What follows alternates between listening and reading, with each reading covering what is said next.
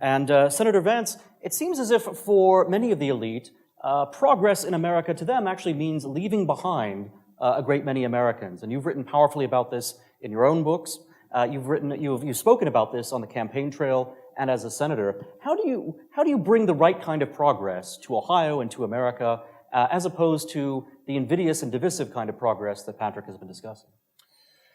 Well, it's a very complicated question, of course, but I think one part of the solution goes to something Patrick said in his opening remarks, which is that if you look at, most Americans just want a better life, and materially that's a big part of it. I think cooperation between the sexes. It's just interesting, Christine, the entire time she was talking, I'm reminded that every time I go and talk to a young group of conservatives in a college campus and the cameras are off and it's a small group, they will eventually start talking about how terrible dating is and how miserable seemingly the men and the women are, though each in their unique ways. And it's so obviously that's an important component of it.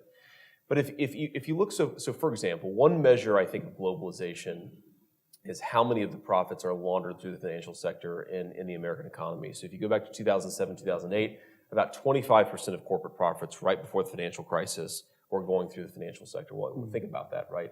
If you're fundamentally taking American assets, offloading them to East Asia or to Central America, that requires a much more robust financial sector than lending money to your sort of neighbor down the street.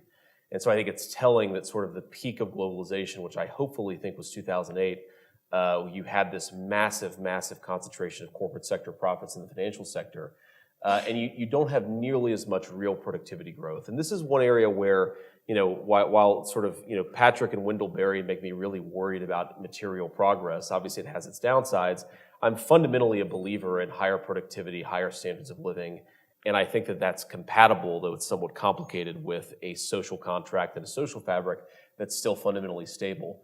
But what we have in the modern American economy, unfortunately, is way, way too much of the so-called economic activity in financial rents, in globalization, in secondary and tertiary financial products that have nothing to do with the underlying real economy. And so I think part of the answer is to actually invest capital in real productive enterprises in our own country.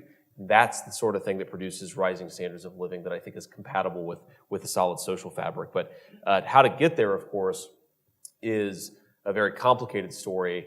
But I think that you need to make it much more profitable to invest in the United States of America and much less profitable to invest overseas.